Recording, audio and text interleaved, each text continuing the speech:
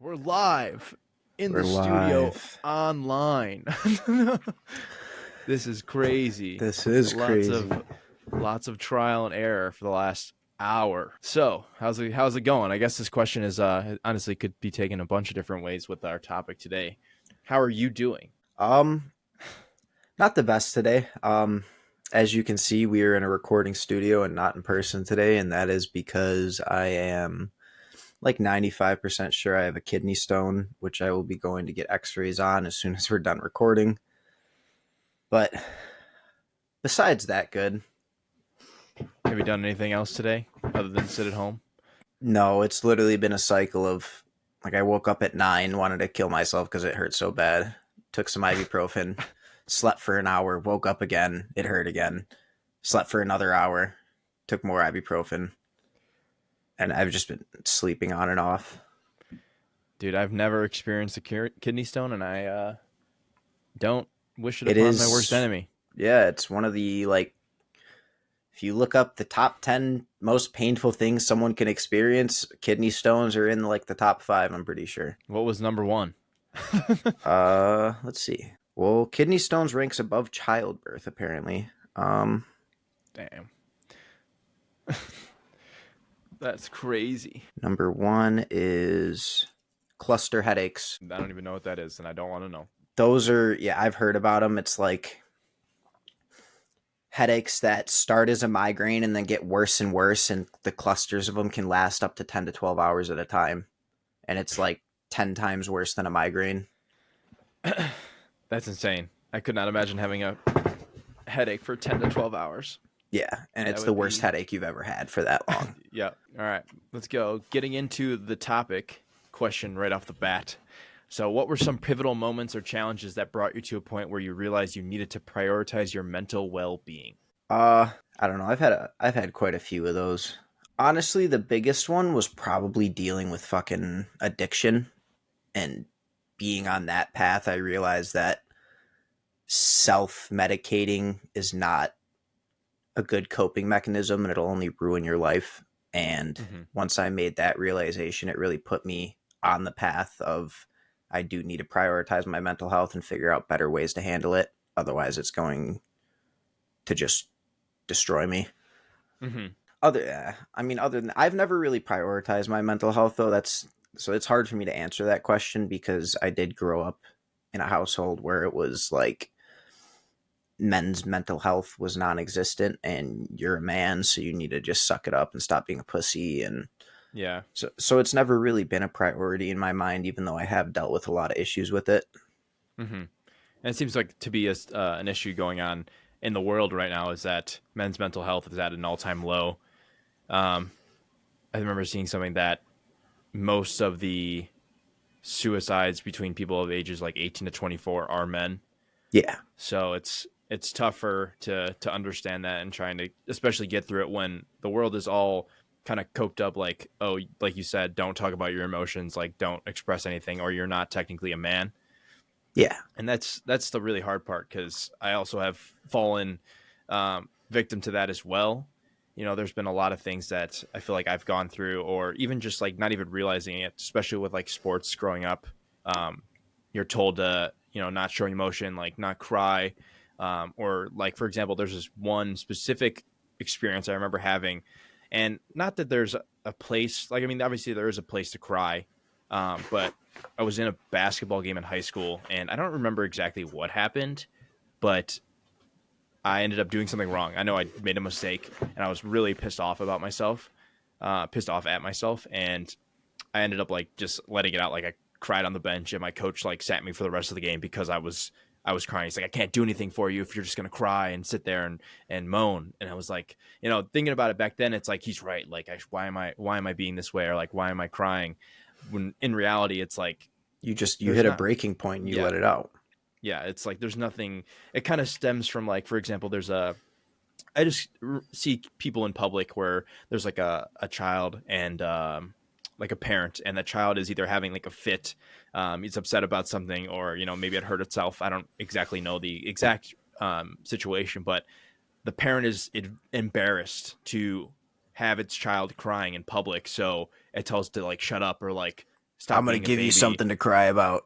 Yeah, like something like that. But like I feel like especially with parents or kids that, or I guess parents that teach their kids at a young age that it's not okay to, whether it's a girl or a boy, to not show emotion. That's why we have such a mental health crisis in the, all around the world right now. Yeah, and I mean that's honestly just been like the norm and the way of living for forever. Like men were not allowed to have feelings, and it's a problem that's being brought to attention now, but it's not anywhere near being solved, I feel like, because Hmm. generations of that being beat into men's heads has really set it in stone kind of. Hmm. And it's just I don't know, I feel like it's going to take a lot of undoing to fix that.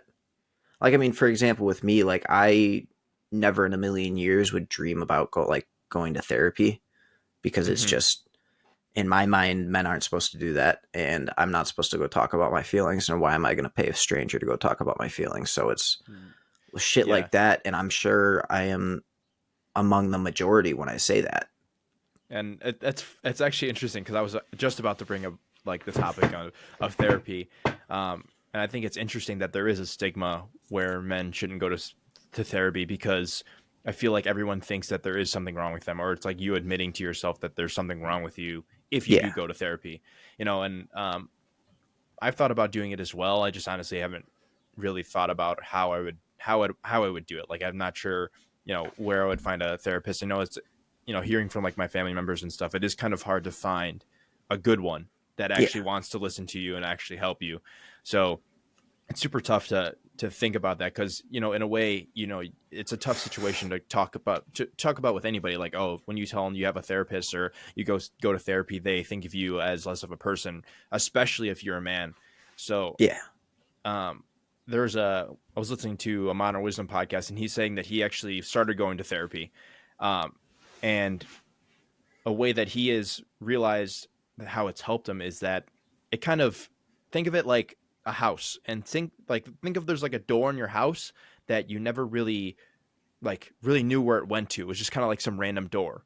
But that's what therapy does. It like opens up that door and like kind of makes everything a lot more clear. Like, oh, the door led into the kitchen. Like, oh, that's like that. It's just opening that door to make you have more clarity of like, oh, that was there the whole time, but like that therapist helped you, Bring it find up. that. Yeah. And that's why I do think, it is a good thing to probably go to therapy. Like obviously we said we haven't done that yet. And maybe we should, because it is something that I think could benefit a lot of people. I do definitely think it could be beneficial to me, but at the same time, it's so hard stuck in my head that I can't talk about my feelings. I shouldn't have feelings because I'm a man. I need to get over it. That like it would be hard for me to bring myself to talk to a therapist because like I find it hard to even talk about my feelings or shit that's wrong to the people that I'm closest with. So it's Hmm. even scarier and harder to imagine going to a therapist, a fucking stranger, and doing that. Yeah. That's, Like, I mean, that's, yeah. Go ahead. like, do you think it's hard for you to open up to people like Neela? It's probably easy to open up to, but like, say you're talking to like Jack about an issue or male friends, do you think it's a lot harder for you to open up to male friends about mental health issues?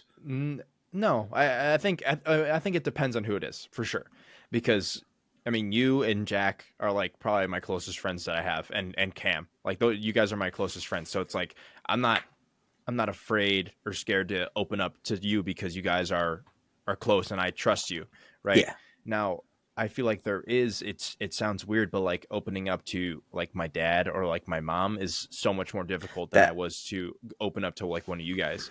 And it kind of, I feel like there's a lot of people that have kind of like the same issue. Like for example, I can tell that this is a problem for, when my mom or I get home from wherever I was, work, like I don't know, whatever, the gym, and she asked me how was my day or like what I was doing or how did it go. It's more of just like oh, it's fine, and then I just like kind of walk away. Like I don't have, for some reason there's like a mental wall that's in between me and expressing my, how I'm actually doing or how I'm doing to like my parents, and I'm not exactly sure why. a lot of that comes from, in my experience at least, like if your parents would get mad over little things when you were younger, it makes it a lot harder to open up to them because you don't think that they're going to be accepting of your problems. You like internally, even though if you don't like, you trust them, you don't think they'd get mad at you internally because of Mm-hmm. shit that happened as a child.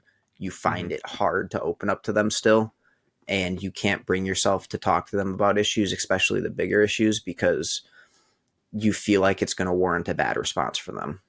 And Mm-hmm. like with me, it was I'd always get yelled at for crying over little things, so I learned not to fucking cry at all. Mm-hmm. Um, or like if I do a little thing wrong, I was so scared of getting yelled at that I'd hide it and cover it up. And Mm-hmm. having all shit like that happen as a kid really relays into your adult life, even if you don't realize it. Yeah. I definitely could relate to that as well, especially growing up with sports, because I know um, both of our dads, coached us during sports and stuff. So it's it's hard when they want the best for us, but like kind of the way that they're teaching is It's tough love. is to be yeah tough, and they just I feel like it also stems from them wanting to live a part of their life in us.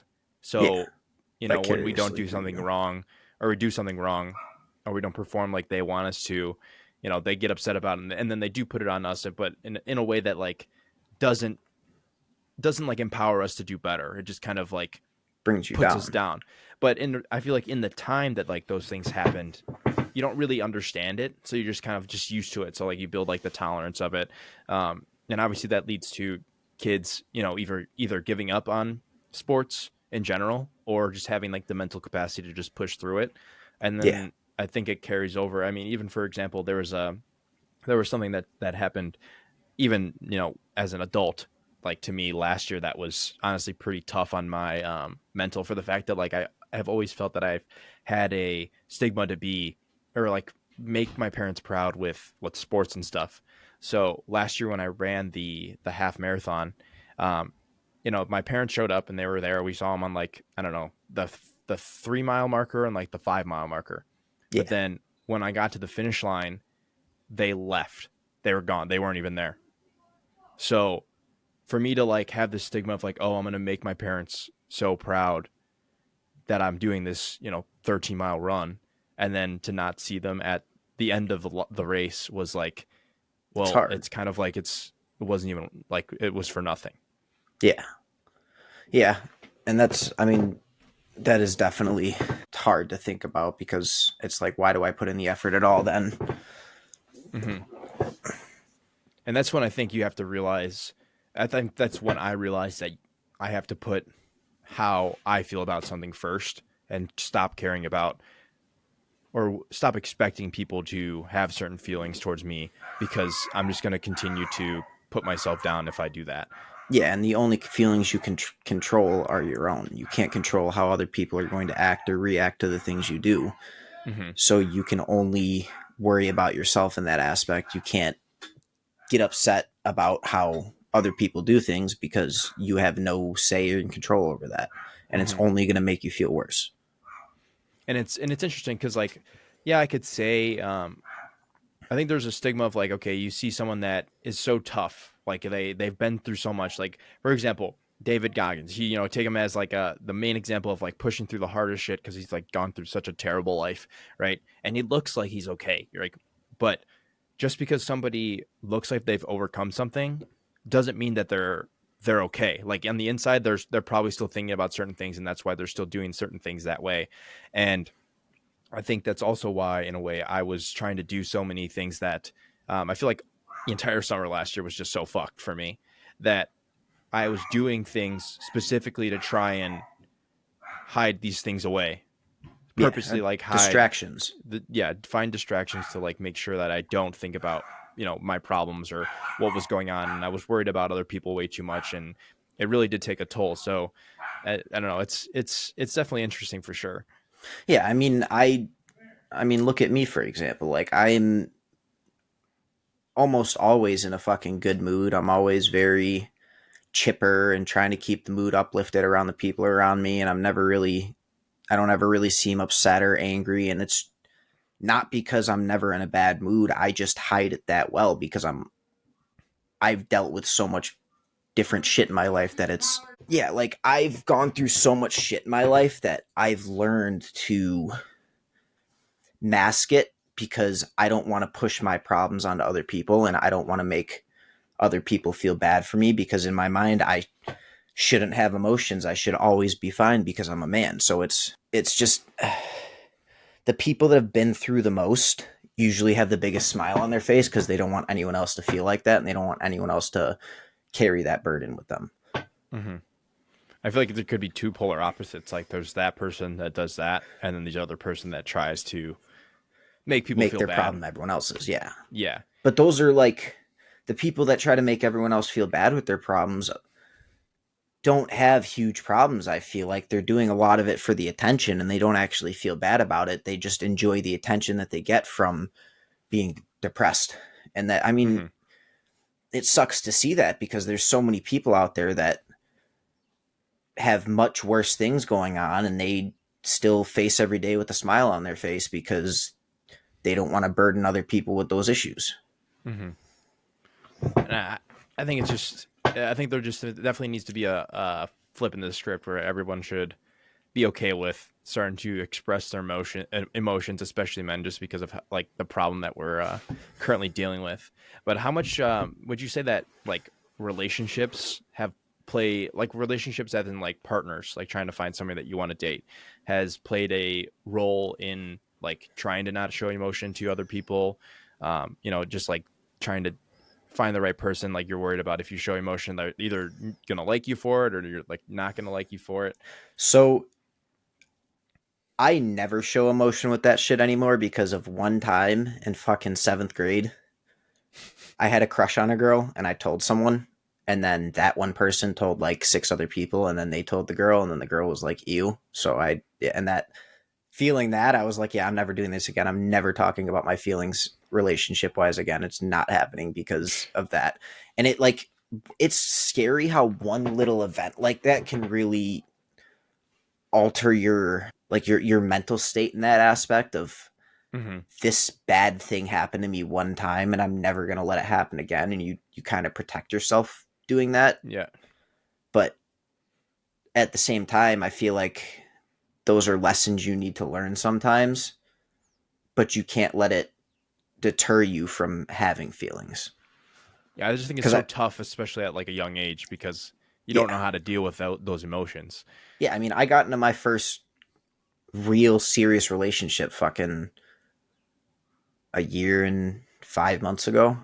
Mm-hmm. I had never really dated at all. I had a girlfriend for like over the summer going into freshman year, but it wasn't a real relationship. It was Yeah. like we'd ride our bikes to the park and hang out for an hour and then go home. Mm-hmm. Like I never told my dad about it or anything, and he found out I was dating her because he was like, "Where the fuck is he going every day?" and went upstairs on my computer and like saw our Skype conversations. Mm-hmm. But like that's another thing. I could never open up about that type of shit to my parents either. Like anything relationship Yeah. wise, because Yeah.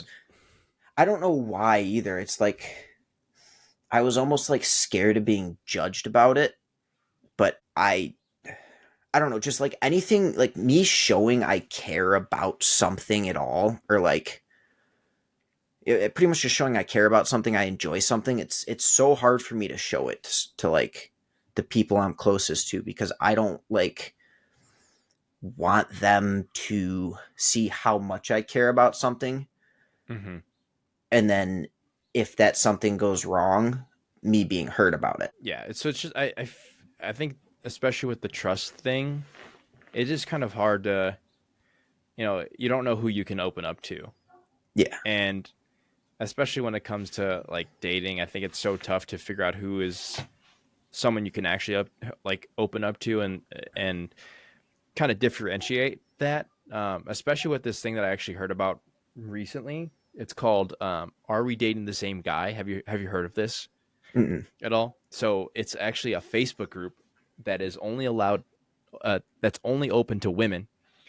I guess it's a bunch of different Facebook groups, but initially it was to try and figure out if multiple girls were trying to were dating the same person, right? So that's what it sounds like. But then it turned into a Facebook group where girls ended up sharing red flags about men, like bullying men and shaming men for their bodies, and pretty much like they can even dox them. They'll like, depending on if they go visit their house or something, and if they're a bad person, they'll like put their address up on this Facebook group and post pictures of them that they sent to them, and pretty much just a whole bunch of bad stuff, and Yeah. that also of course increases the amount of distrust that if you're trying to find someone to date nowadays, to think about, oh, is this girl going to put me on blast on a Facebook group to think to find out if I have a red flag, or because these girls say stuff about me on Facebook like, oh, you're going to lose a relationship or whatever. So it's so tough nowadays with not just like all the distraction, but like all the noise that people are talking. They all have like this access to all this information about you. I mean, and then they post it on the internet, and then you get doxxed and stuff. So I couldn't imagine how hard it is to actually like try and find a partner nowadays, especially because there's like hundreds of thousands of girls in like these Facebook groups. Yeah. So I couldn't imagine like actually Getting having to deal posted with in it. there, and then Yeah. I mean, and that's why, like, there are a lot of men out there now that have the fucking mindset that all women are evil, just because of the select few that are evil that do shit like that, and Hmm. it turns. And like, I definitely don't think all women are evil, but there are evil women out there that kind of fuck over the rest of them because they do such horrible things to these people. But Hmm. like, if a man turned around and did that, they'd get shut down instantly and canceled, because why are you doing that to women? Yeah, like what if? Yeah, it's like kind of like a double standard. If there was a Facebook group that said, "Are we dating the same girls?" and had the same thing, posting girls and stuff on it, it would probably get taken down right away. There's Yeah, probably it wouldn't even be up for more than a few hours, I would assume. yeah, And I don't know, it's just like that double standard, and it's very interesting and horrible. yeah. Another thing I want to talk about, because it is something that I have definitely noticed at least a little bit. Do you feel that the correlation between physical health and mental health is real, and why? I would for sure say it's real. Um, but I think there's a point where you can turn your physical health into, like I said, a distraction to cover up your mental health. Yeah, So I think if you're in a now preface, we are no way, shape, or form psychologists or psychiatrists or psychologists. So it's like this is just speaking off of like off our of our experience. opinions. Yeah, Yeah. So I definitely think one of the first steps to maintaining or kind of getting a better mental health is doing something physically. Because I think one of the something that's stemming from a lot of like men's mental health right now. I know this is kind of not technically physical health, but it's loneliness. yeah, So, and trying to be active puts you in the mindset that you're gonna go out and put yourself into public settings, which allows you to meet new people or have that social connection that will allow you to you know increase your mental health. So it's definitely real.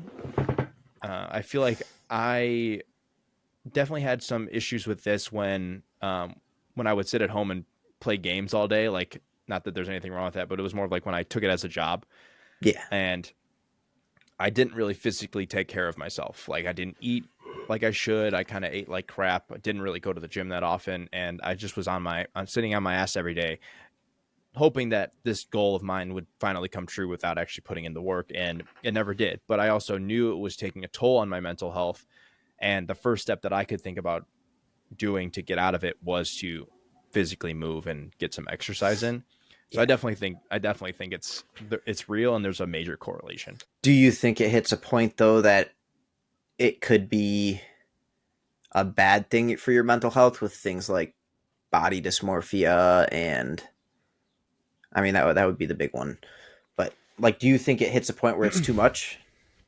Yeah, yes. So body dysmorphia is super tough for the fact that like I don't think you would have these thoughts if you weren't worried about what others were going to be looking at you. Because like if you had clothes on, you never really have body dysmorphia. I mean, I don't know. Maybe Maybe some people do, but like if you're covered up, you don't really have body dysmorphia because you can't see your body and no one can judge you off of technically what you Yeah. look like.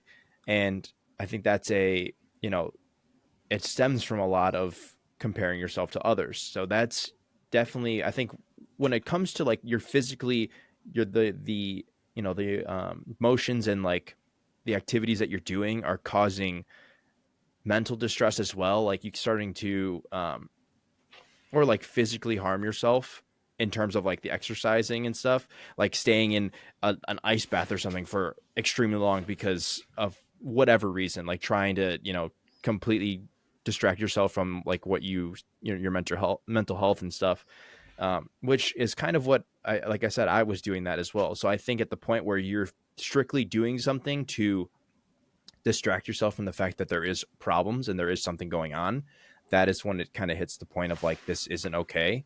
And you should either, you know, probably go find a therapist or something to allow you to express your feelings. Because, Yeah. you know, at that time, I still haven't really, you know, I've never really talked about it. So Yeah. it's kind of like the overcoming thing. Like, yes, I may, you know, act as a certain way, but there's still thoughts that come up that remind me of certain things that happen. Yeah. Have you ever hit like a low point in your mental health, like low enough that it became hard to do remedial tasks like fucking getting out of bed, taking a shower, going to brush your teeth, going to work? I think there was definitely a point where I didn't want to go to work last year in the summer. So like kind of it all stems from the summer. But it definitely was, I didn't want to go to work just because I didn't really see any value in it at the time. Like I kind of correlated with not making any progress when like making it any further than I want it to be at the moment. Yeah. So, and I would rather have either talked about what was going on, like trying to fix it, or I would have rather distracted myself by doing physical activity, um, or, you know, like running and stuff like that, so that I can, you know, forget about what was going on or just act like I'm working towards a certain goal, having like that immediate goal rather than just having like the idea that I have to go to work and like interact with people when I just really didn't want to.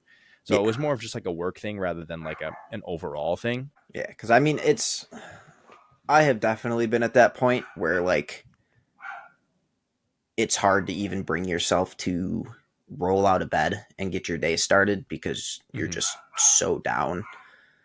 And I feel like that's another like symptom of men's mental health being overlooked because I like when I've hit that point, it's kind of like, and I'm going to ask you this too.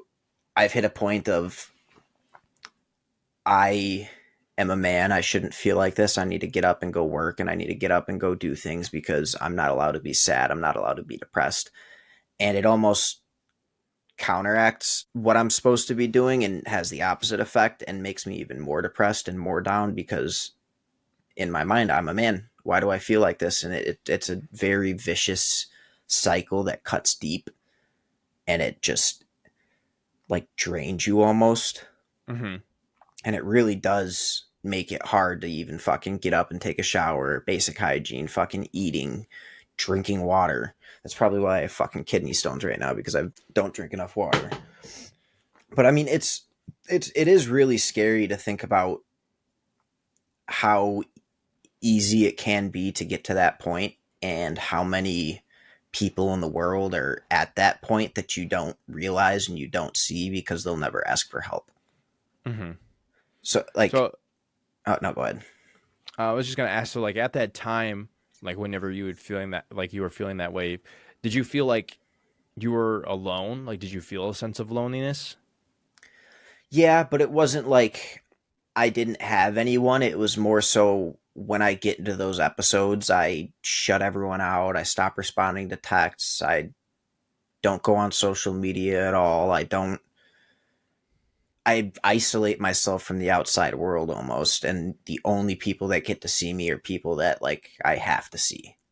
I Mm-hmm. mean, there was a point in time where I don't think I saw anyone but the fucking people that were living in my house with me for a good 4 to 5 months Mm-hmm. back in like like 2020, the first year of COVID, because that was a bad time. Mm-hmm. But yeah, I don't know. It's more so I know I have people around me that support me, but I want to isolate myself because I don't want them to see me in that state, and I feel like I need to fix that problem myself. Mm-hmm. Yeah, that's just it's tough when obviously you say you don't like necessarily feel alone, but you know it's hard for like your friends and stuff because like if we would have known or whoever, we probably would have reached out. Like it's just kind of like it's hard because even for other people that don't necessarily reach out or they do the same thing, they kind of shut themselves in. um I guess there's a point where like yes, if you're friends, you probably should just text them. Like if you notice like they don't see like don't they're not around or you don't see them too often, you should kind of check in on them. But it's also tough sometimes because there is so much going on that it kind of just gets. Yeah, and everyone has their own shit going on, and that's Hmm. kind of my mindset with it again is I don't want to burden other people with my problems, so I'm not going to push them onto them and let them know what's wrong. I'm just going to Hmm. isolate myself and pretend everything's fine. Hmm. I have an interesting article that actually was, I think this was, I don't remember exactly when it was posted, but it was posted by Robin Dunbar. He's a Oxford University professor, and he came out with a study showing that it's essential for men to have 2 guys' nights per week for their health. Well, what would be your opinion on having guys' nights and the stigma around going out with the boys? See, I mean, I definitely don't think that's a bad idea, especially post COVID where being everyone was locked in the house. I feel like it really awakened people to the fact of we need social interaction. And if you're not getting social interaction, because I mean, there's plenty of people that before COVID even would just lock themselves in their rooms all day and not interact with anyone in the outside world. Hmm. And I do feel that that's very detrimental to your mental health because you need to go out and do things. You need to see other people. Otherwise, you get lost in your own thoughts. And it's almost like you're wading through a sea of sadness alone, and there's Hmm. no way to navigate it unless you have other people around you. Yeah, what I think is really interesting, I don't remember exactly where I heard it from, but there was like a percentage, like most people in the US or even around the world don't have like one close friend that they can say they actually could go to if they need help. Yeah. And I think that's absolutely insane because there's however many people there are on this earth, and there's that many people that don't have a single close friend or best friend that they could go to if they're in need of some sort of assistance. And that's just a problem, and it shouldn't be a thing.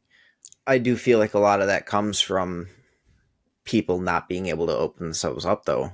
Either that or never helping others and only worrying about themselves so they don't have people behind them because they didn't, they never did things to have those people behind them. Hmm. So do you think this But all has kind of like a correlation to like red pill, like the red pill men yeah, and like I mean, toxic masculinity? yeah, I definitely do because I mean, you look at people like Andrew Tate now, who is very much on heavy on toxic masculinity, but he's not the creator of it. He's not the one that started that shit. That's toxic masculinity has been the norm for hundreds of years because you're not supposed to, as a man, talk about your feelings. Hmm. You're not supposed to have feelings. You're not supposed to be sad. You're supposed to wake up, provide for your family, no questions asked, and not have any problems. So do you think that's so? What point of do you think in a way it's not toxic masculinity anymore? Like yes, you're supposed to there's so specific things that you're supposed to be doing, like taking care of your family, trying to get them food, working a job, like making sure that they have a roof over their head. But at what point in the red pill do you think hits the point where it is considered toxic masculinity? I think it hits that point when, like, you're told as a man that you have to be this fucking alpha male, this fucking Chad that is always perfect and never has any problems. And if you get upset about something, you're called a bitch and a pussy and told that you shouldn't have feelings. And once you hit that point of like kicking someone when they're down because they have these emotions, I think that's when it really becomes toxic masculinity. Because, like, yeah, in my mind as a man, you should probably be providing for your family. You should put a roof over your head. But it is also okay for you to have feelings and have problems and have struggles in your life. And it's okay to show those things, but it's so hard to do nowadays because it's you get made fun of for it, or you get told that you're not having real problems, or it's just there's such a stigma around it, around being having emotions as a man, that it's scary for any man to do. I'm just trying to figure out how we got to this point, because I don't know. Like, I feel like I express my emotions so much better now. I do think I have been, obviously struggling with it, but now I think I am pretty upfront. Obviously there is still things that I hold back, but I think that definitely comes with a lot of self confidence in a way, knowing and surrounding yourself with good people, of course. Because like if you do that, I think if you do both of those things, no matter what, you're gonna have the confidence that someone isn't gonna come back at you and make fun of you or whatever it is. Because like if they're gonna do that anyways, it's kind of like you shouldn't be around them to begin with. Yeah. So I'm not sure how we would take a change or make a change in this current world, because there's just so many aspects I think that go into it. I don't think it'll happen for our generation. At least I think that's a generational change where people our age start having kids, and we've realized the problems like this in society, and it would take us not doing that to our kids, not teaching them that it's not okay to have feelings and you shouldn't cry. And it'll really take a full generation to Mm-hmm. start seeing effects of that, because you need a generation of 100 million kids that were all raised as, yeah, you can have feelings, it's okay to cry as a boy. It's like Yeah. you're not a pussy because you're sad. Mm-hmm. And there was But actually an interesting video that oh, sorry, go ahead. I don't think it will happen for us. Mm-hmm. And I guess that does clear that up, because we would have to teach our kids to have feelings, and then they would have to teach their kids to have feelings, and then we'd be the grandparents, that sent it all the way down. It's kind of like where it is now, like all the kids nowadays, or all the people, kind of have the stigma in them still. And to think about that, we need a whole generation to change the entire population of the world, or just, wherever mental health is an issue. Seems pretty impossible, but we just got to hope for the best, you know? Yeah. And it's tough to think about, because there has been a lot of good changes, I think, in terms of like movies that come out that show that it's okay to express emotions, or, that show the problems within the gender norms that, have been stemming for however many years. And I think it's good that people are starting to realize that there is an issue, and that people of influence, for example, like I saw this video, it was of Chris Bumstead. I would assume you know who that is. He's like Yeah. the bodybuilder. Yep. And he came out with a video, and he was pretty much speaking on how he's about to have a child, and he's going to teach his child to have emotions, and to be able to control his emotions in a proper way. So like when it's a baby, I don't obviously I have no idea how this stuff works, but pretty much he was going to raise it so like when the baby cries, it is okay to like sit in its cry and realize that it's okay to be upset about something and to express emotions. And then on top of that, like if it's mad or sad or whatever, they will be there to, assist them when necessary.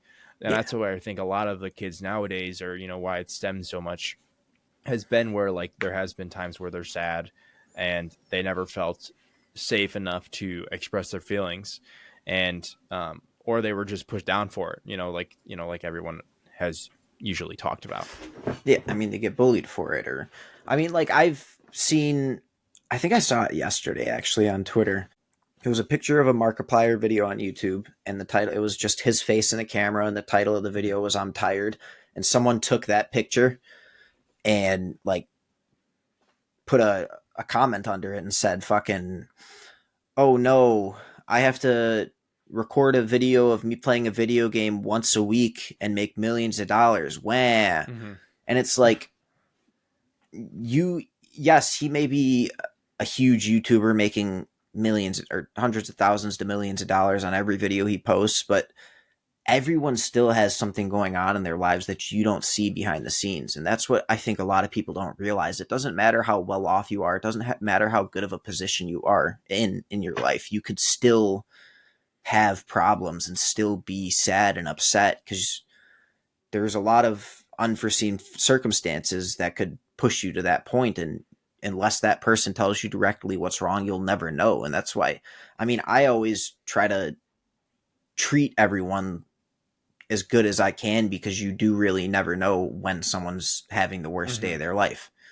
Yeah, you could be that defining moment that changes anything, Yeah, whatever, especially being in front of so many customers or people in a day. Like, there is, you should try and be in other people's shoes as much as you can and try to seek to understand what could possibly be going on. yeah. And because that's the thing, like you said, like, you never know what actually is going on. Yes, they may be making all this money, but someone in their family could be struggling right now, and that is more important than anything else They in could their have a life. parent with like cancer, and who's not going to be Hmm. sad about that? Who and all the Yeah. money in the world won't buy you your fucking dad back. But also, it's like, okay, let's say Markiplier comes out with a post saying, this is what's going on, and this is why I'm upset, and I want to let you guys know. You would still have someone on the other side of that being like, oh, your life's so bad, this happens to you, like, now you have to post about it, and now you have to get more fame because you want attention. So it's like, you can never really win. 100%. And that's why it's so difficult to want to express your emotions, I think, because especially in the online, social media and stuff, it's so tough to kind of get out of all the negativity. Yeah, And it's kind of like the situation as well where who Shane Gillis is, right? yeah. So it's Uncle like, Danny. he got canceled technically, or he was on SNL like 5 years ago, and whatever the skit was pretty much either canceled him or they fired him from SNL Yeah, because of how he performed. And nowadays he's doing really great. Like, his comedy is awesome. Like, he's super fucking funny. But people are like, oh, just because he looks fine now. Like, he went through all that, pretty much a cancellation. He went through all that, but he looks fine now, so he's fine. There's nothing, like, it's just whoever he shows to the world, he's fine. There's nothing, no if and or buts. But you don't know. You don't what they're know what not he showing to went the through. world. Yeah, Yeah, you don't know what he went through to get past that situation, because it's so tough to, especially as like a comedian, being on camera is pretty much your entire life. So it's like, you could say something at any point and they could try and cancel you for it. yeah. And you don't know, and no one knows what they actually go through behind the scenes, no matter who it is, even if you're not a comedian, just in general, you don't ever know. Just because, like, somebody looks like they overcame something doesn't mean they're okay, pretty Yeah. much. And you really never know what battles people are fighting, and that's why you should treat everyone good that you interact with, because unless they're just deliberately going out of their way to be an asshole to you, even then it's still hard for me to fucking be a dick to someone because they may be they may be being an asshole because their fucking dog died and they don't know how else to let it out, and they're Mm-hmm. angry at the world for letting that happen to them, and they're going to take it out on anyone they see that day. And Mm-hmm. you never know what battle someone's fighting, so it's even when you have a fucking complete dickhead acting just like a dick towards you, you still got to kill them with kindness because you never know why they're acting like a dick. Like, I Yeah. mean, we've had a few customers like that at work that they come in to see me specifically because they were shitty to everyone else, and I fucking killed them with kindness, and now they're always in a good mood when I'm there, and they're always happy to see me. And Mm-hmm. sometimes all it takes is being nice to that person. It'll really change their outlook on life. And it really is crazy how simple it is. It's just one simple change of how you say something to someone, or how you actually have empathy for them and realize that you don't know what they're going through, and to try and understand that could make the entire difference in their life, to realize that there is hope. Yeah. And I think that's why we need to spread more positivity. And that's the only way we're going to get out of this mental health crisis that we're Yeah. currently in worldwide. Because it does get better. It's just Mm-hmm. sometimes it is hard to see the other side. I've definitely been there. I've definitely been at the point of I'm never going to get past this point in my life. Why am I still living it? And as hard as it is in that moment to break that mindset, it will always get better, and you will always eventually find the light at the end of the tunnel and get out of that headspace and get out of that place that you're in that's so dark. Mm-hmm. I still deal with a lot of fucking mental health issues that I probably should go to the fucking psychiatrist and get checked and get medicated for, but that's another thing is I'm almost scared to know what's wrong with me.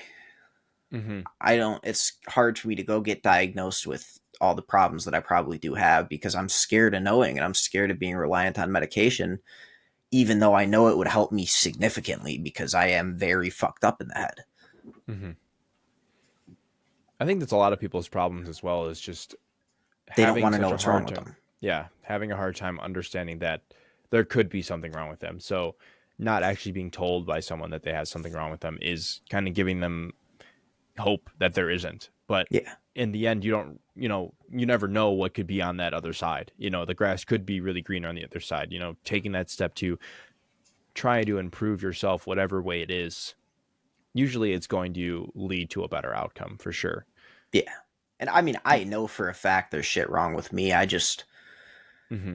There's almost like there's been not even a stigma in my family. It's kind of just my family was never really like, we need to go to the doctor. Oh, you sprained your wrist. We need to go to the doctor. Mm-hmm. There's something wrong with you. We need to go to the doctor. It was always Yeah. like, we're gonna figure this out at home unless you really, really need a doctor. And Yeah. mental health, I don't think I've ever in my life been to any sort of mental health doctor. Mm-hmm. And I mean, I would say my family was like that as well, but I think I kind of fought back against it for the fact that I thought I shouldn't show emotion, and I shouldn't tell myself there was something wrong. Like I always, I would be told like you need to go to the doctor to see if this is wrong, but then I'll be like, oh, it's fine. Like I'll stretch it out, or I don't think I necessarily need it. I think it'll get better on its own. That's And yeah, thankfully, that's never really bit me in the ass, but like it has been stemming from the fact that I didn't want to show any weakness in whatever shape or form. Same thing with the therapist thing. My mom's definitely told me should go talk about some things or just get it in general, because people don't have people to talk to, and that's why I think therapists actually do help, because if you don't have someone, there's someone you could literally go to, of course. yeah, But exactly. And it's someone that is confidential and they're never going to see you outside of that, so it's not like telling your mom and your mom knows forever now. It's a mm-hmm, therapist and it's confidential between you and them, and that's their job, so it's not something that could be held above your head like it could with other people. And mm-hmm, like with what you said about toughing it out, is I'm definitely the same way where I feel like the problem's going to fix itself, so I don't need to go to the doctor. And it is, you said it's never bit you in the ass. It is definitely biting me in the ass right now as we speak with these fucking kidney stones, because I should have gone on fucking Sunday and it is now Thursday and I still have mm-hmm. not gone, and I feel them. So I'm going after this 100%.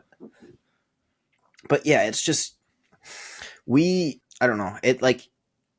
I'm almost scared to be medicated. Like I'm scared to be on SSRIs and antidepressants and shit for my anxiety and shit for my probable ADHD. It's really scary to think about being on a cocktail of drugs that I have to take every day to survive, or not Mm-hmm. survive, but thrive. Because what if I want to stop taking the medicine, then all those problems revert. And that's always my biggest fear with it, is like, say I go on to an antidepressant. They say if you stop taking the antidepressant, you get worse. So once you start that antidepressant, Mm-hmm. you're almost like stuck with it forever. And Mm-hmm. that's terrifying to me. Yeah, I've always had a hard time trying to tell myself that I should probably go get certain medicine. It really depends on what it is, but I'm trying to think of a specific reason. But something like that, like I don't know, I just think it's tough to take something like that for the fact that you're convincing yourself that there's actually something Yeah. wrong with you. And like obviously there's a difference between like, thinking there is and then actually getting diagnosed with it, because one, I feel like there's so much mistrust in like the medical industry right now as well, that they could just be putting you onto this for the fact that they're going to make money off of you and you don't Yeah. actually need it. So that's why, I've had I've always been kind of skeptical of the medical industry and just drugs in general. So it's hard for me to try and wrap my head around that topic. Yeah. Because I mean, you really do never know if these big pharma companies are just taking your money and they're not actually fixing the problem, or if it's actually going to do something for you. Have you? So another problem that I have a lot of the time is because I don't let my emotions out. I bottle things up and I bottle them up and I bottle up all the little things that upset me or make me angry, and I never let them out. And then I've hit a point where I've bottled up too much and I blow up over the littlest fucking thing that I should not be blowing up over, and it turns into a huge fight with whoever I blew up on because Mm-hmm. I let out 6 months worth of anger and sadness and all these different emotions all at once because the bottle broke, and I Mm-hmm. finally let it all out. And they like, has that ever happened to you? Like, Definitely has happened to me. I don't know how long I've bottled things up for.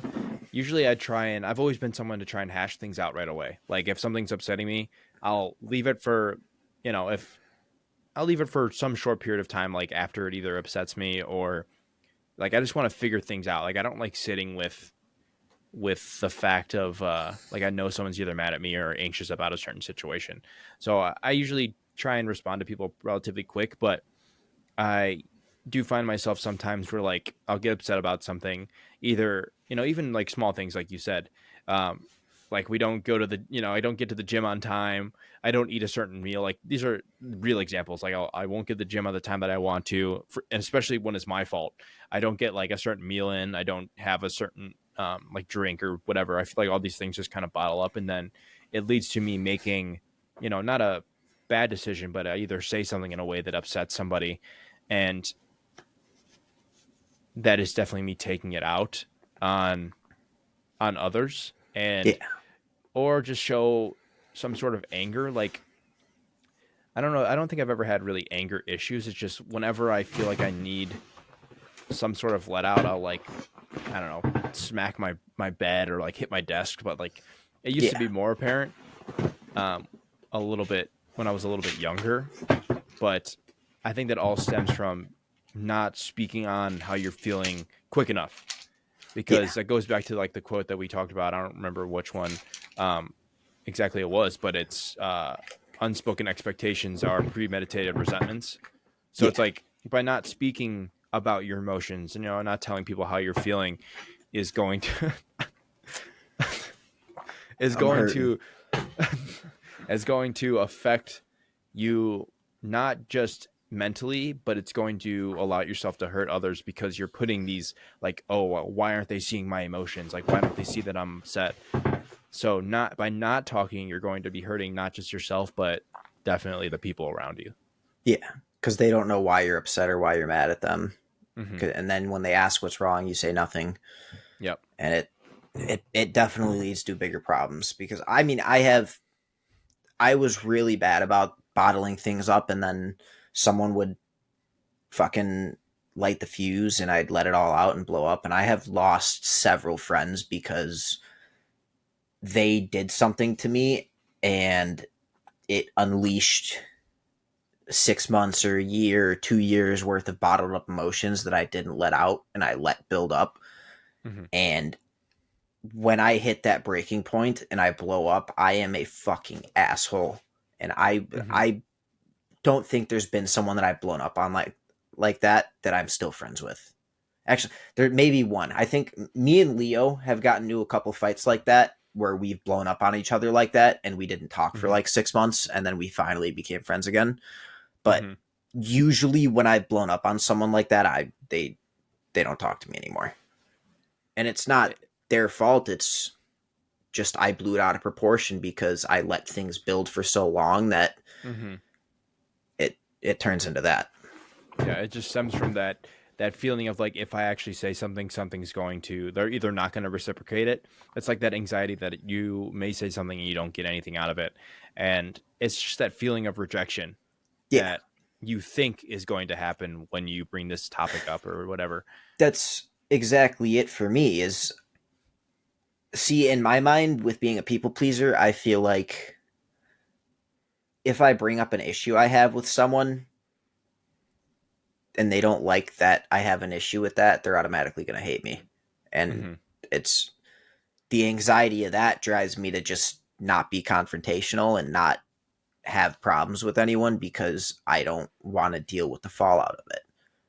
And it makes things build up. And that's communication is one of the hardest things in the world for me because I Yeah. don't ever want to bring up the touchy subjects. This isn't necessarily related to like mental health, but I guess it could help in like this specific situation in general. I think we could both do this. I know we talked about this before. It was like the 100 days of rejection thing. Yeah. There's this one simple one that I heard of, and there's two. I guess there's two. The first one is whenever you go out to anywhere, like let's say you go to McDonald's or go get a coffee, ask for 10% off, and just ask, can I get See 10% off? that And sounds if so they're gonna be like, why? And you'd be like, just because. And they're gonna say no, and you're gonna be like, huh, that really wasn't that bad. And this is just something that I think you can do relatively often because when you have to eat, and a lot of people drink coffee. So, and then the other one was just like complimenting people, going out in public or just when you're out in public and you see someone with a cool shirt. Hey man, where'd you get that shirt from? You know, See, and they that might be. one, that's one that I've tried to do sometimes, but it's still like I look at the person and I'm like, are they gonna be happy that I complimented their shirt? And I think way too much into it. So something like if I Mhm. see like someone wearing like a Nirvana shirt or like a Pearl Jam shirt, I'll be like, nice shirt. But at the same time, I don't always do it because I'm scared of what the reaction's gonna be. And I think that's just pushing yourself to like literally forcing yourself to do it for however many times. Maybe, I mean, 100 times is a lot, but I think by the time you get to that 100th time, it's going to be that, oh, It, whatever, like yeah, whatever, it's easy. it's easy. And I think that could really help with a lot of people's mental health, especially, I mean, both of ours, because I think we do have, we're fearing the rejection of it as well. And I've been thinking about doing this for a while too. And, I think getting out of the sense of being rejected is bad, getting out of that mindset that being rejected is bad will help so many people just by the fact that I think it'll help just us in general, that it would be such a good first step to try and figure out a way to do something simple like that, especially like that, because it's so accessible and literally there's so many interactions throughout the day that you can actually use those, those examples in. Yeah. I mean, it took until honestly, it took probably until I started working where we are now to really have the confidence to just start conversations with people. Like my social skills have increased drastically since I started. And it's like I would never speak unless spoken to before because I just didn't think it was worth other people's time for me to have a conversation unless they were starting it up. And I also just didn't want to have the conversations because I didn't feel like it was worth my time. Mm-hmm. And it's really like just having those social skills has helped my mental health, I feel like, a bit because it does really bring a lot more confidence to you and it helps you like when you can talk to people. I feel like you're a more confident person. Like, I mean, Mm-hmm. back in, let's say, junior high, I wouldn't ever even like attempt to flirt with girls because of that fear of rejection and that anxiety Mm-hmm. of it. I'd be like, you know what? There's a chance that this doesn't go in my direction and I'm embarrassed and my ego's hurt and I get made fun of. So I'm not going to let the opportunity happen. I don't care if Mm-hmm. something good could come out of it because I'm more scared of the bad that could come out of it than hopeful for the good that can come out of it. Mm-hmm. I do think that's kind of like like a paradox that everybody's in, is like they're stuck in this, oh, there could be good on the other side, but I don't want to break that wall in between me and what's going on, for the fact that it could harm me, it could lead me to failure. And I feel like that carries over to so many different things, and not just just mental health. Obviously, I think it starts with mental health and it goes on to, you know, accomplishing your goals. Cause I feel like if you don't have necessarily a great mental health, you're going to have a hard time trying to do anything that you want to do. Yeah. Um, but like, I think, especially with myself, it's such a difficult time to try and understand that being rejected is okay. And I don't know, just still trying to figure the, kind of navigate that feeling as well. Yeah. And it's scary to do. It is really, especially on your own. Like, I feel like you can't really, or no one can really help you get through that fear of rejection because you have to get rejected to know it's not that bad and to know that there's always another thing that you could try. And you Mm-hmm. eventually, if you go through enough rejections, they're not going to be like, you're going to start finding places that you're not getting rejected wherever it may be. Mm-hmm. Like if you apply for 20 jobs and then you give up, you'll never know if that 21st was going to hire you. I mean, in this day and age, they might not.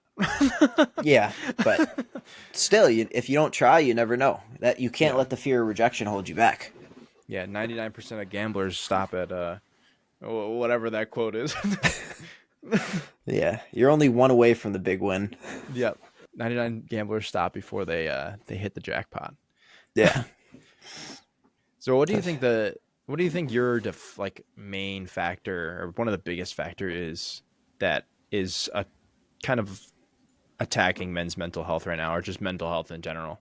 I think the biggest factor really is the fear of speaking about it and the fear of looking weak, because that I think that's a big part of it for most men is you're scared to you're almost too prideful to show that you have emotions because it's been such like the norm for so long that you really don't want to break that norm because then you look Mm-hmm. like the odd one out, and you look at other men and most other men around you aren't talking about their emotions. They're not, you don't ever see them sad, so you feel like you're the weak one and you're the bitch and you're the pussy if you don't, or if you do show those emotions. And I feel like it really holds most men back. I do also, some of it I do feel like comes from like, I mean, for like me at least, I like my mom lives in Kentucky. I see her for a month at most out of the year when I was younger, and that's gotten even less and less now that I've gotten older and I'm busy with work and stuff. It's hard for me to Mm-hmm. go down to Kentucky and see my mom. So my dad kind of played both roles, and I feel like some of it could for me could be the fact that I didn't have that mother figure in my life that was like my emotional support. Like I hear how like you say like I love you to your siblings or I love you to your mom and dad and you give them hugs, and like I don't do that stuff because it just didn't happen for me when I was younger. Like I Mm-hmm. didn't have a mom to like love on me and give me hugs and kisses, and Mm-hmm. I definitely feel like there are factors like that that play into mental health a lot too. Yeah, I do think childhood is a huge it's a huge thing. Yeah. That you I mean obviously you can never really fully understand it at a younger age, and when you talk about it nowadays, it's like you realize that a lot of these things that you didn't realize when you were younger have really affected you when you're older, Yeah. because they affect how you interact with people, or how if you're just going to talk to some random person in this on the street or at work or something, and you just think that you are going to get the same reaction as you would at home because that's just all you know. Yeah, So, exactly. and that's it's tough. It's definitely tough to speak on, because like I said, I do have my situation was a little bit different. Like my family and I are pretty close, Yeah. and um, but I still think there is even though we are pretty close, I do still think there is that wall that prevents me from really Cuz you opening don't up want to to them. you still don't want to show them Mm-hmm. the sadness, and that's I mean that stems from a different part of like shit happening in your childhood. And I feel like that is another good reason that it's a great reason that you should go to therapy, because therapists, if you find a good one, those are the people that are going to help you unpack those things and realize that, wow, I'm this way because of this happening in my childhood, and I do this and react to this like this because this is what happened in my childhood. And I feel like you have to be, unless you have like extreme emotional intelligence, there's not, you can't figure those things out on your own. You need someone else there to help you unpack them and help you realize those things, because you may have brushed them under the rug and forgotten about them. And there's no way in your mind that this happening as a kid should correlate to this, but in reality, Mm-hmm. that is why you're acting like this or doing this, and you just don't grasp that. You didn't understand it at the time, so it's like, oh, I'm Yeah, just gonna push this away because this isn't how I'm supposed to be feeling right now. But then when you get to the point where you can kind of understand and recall that those memories, it's like, oh, maybe that was an issue back then. I'm surprised that I actually was able to hide that away. yeah. And sometimes you don't even realize you're hiding it away. Sometimes your brain blocks it to protect you, and Mm-hmm. It does not know. you don't you don't realize it. I mean, like I read this thing the other day that says like people with like anxiety and depression are very forgetful and don't remember a lot of things because they are more focused on how to survive the moment that they're currently in Mm-hmm. than actually forming and making the memories. So their brain doesn't make memories like normal people do, so they don't remember as much, and they can't recall as much because they were kind of just living in the moment and not actually forming that memory. Yeah, they're just trying to get it. They're just kind of getting through it rather than Yeah. trying You're to you're not fully take it in. when you deal with these problems, you're not living, you're just surviving. And that's Mm-hmm. kind of the way I look at it is I definitely have my days where I'm just surviving and I'm just trying to make it to the next day. I'm not fully living to my full potential. Mm-hmm. I think for me, it definitely stems from always, not always, but one of the big things that I had trouble with was not ever feeling enough, Yeah. and enough to who I don't know, but just in general, I feel like I should be somewhere else, or I should be doing more, or whatever it is. It just has always been a sense of like, if you don't do this, you're you're not going to get to where you're supposed to be. Like if you don't do that one extra rep, or you don't go walk today or eat a certain way, like it's always going to impact me somehow in the future, and it's going to make me worse of a person. Yeah. And that's kind of like the trouble with, especially with self improvement, is that like, yes, self improvement is great, and you should try to improve yourself, but the overall end goal should be self acceptance, and that's where I think mental health is really kind of on a between a rock and a hard place, because nobody can accept themselves with the amount of comparison that's going through the entire world right now. Yeah. And it makes it so much harder because you look at all these other people and they're ahead of you. So you think, why am I not there? They're the same age as me. But at the same time, those people still have their issues. Those people still get sad. They still have mental health issues. So it's, Mm-hmm. they may be worse off mentally than you are because of the amount of stress they're under because of the position they're at their age, that age. And you don't see those things. Those are always behind the scenes. Mm-hmm. Unless you have like big public meltdowns, like that's usually not shit that you see, so it gets It's overlooked. also kind of like the idea of I think it was a quote, and it was like, become famous until still tell me you want to be rich, for the idea that famous people, they can't go anywhere without being watched over. Yeah, I'd rather be And rich and not famous. yeah, for example, there was a part of the Modern Wisdom podcast that he was saying like, he went out with the owner or the founder of Gymshark. His name's Ben Francis, and he went Yeah, out to breakfast with him. And his net worth is like, I forgot how much more, but like, let's just say 10 times more than the net worth of Drake. And there yeah, was no paparazzi, nobody trying to give pictures of them. But if he went to try and to go to breakfast with Drake, there would have been paparazzi everywhere and whatever. So that also stems on like another topic of like how mental health isn't necessarily just the normal person. It also goes to the tippity top as well. Like you don't want to be the rich, you probably don't want to be an Elon Musk, because you probably couldn't handle all the mental stress that he goes through. yeah, So I think it's just also good to normalize speaking on it. For example, like even just doing our podcast and all the episodes that we have done, for the fact that um, yes, we're normal people, but it I think it helps people formulate their thoughts and like understand that it is okay to express their feelings, no matter if they're rich, they're poor, whatever they're going through. I think it's such a like important topic for their just like I just want that one of my goals was to be as transparent as possible and to be relatable and speak on things that normal people wouldn't normally speak on. Yeah, And the topics that are hard to touch on. mhm, I mean, like this is a hard topic for me to touch on, but it's almost like we're just having a conversation about it, and I know it'll better people, so it makes it not hard for me to talk about it. mhm. It's just really trying to understand that you don't know what anybody else is going through, and but that's okay, and you can also You can figure change out that. you can get through it. Even if you don't know what these people are going through, you can still make their day better or worse if you interact with Mm-hmm. them. So try to make it Mm-hmm. better. Well, one thing that I do want to say is just everyone out there in the world, especially men, it is okay to have feelings. It is okay to cry. It is okay to talk about your problems.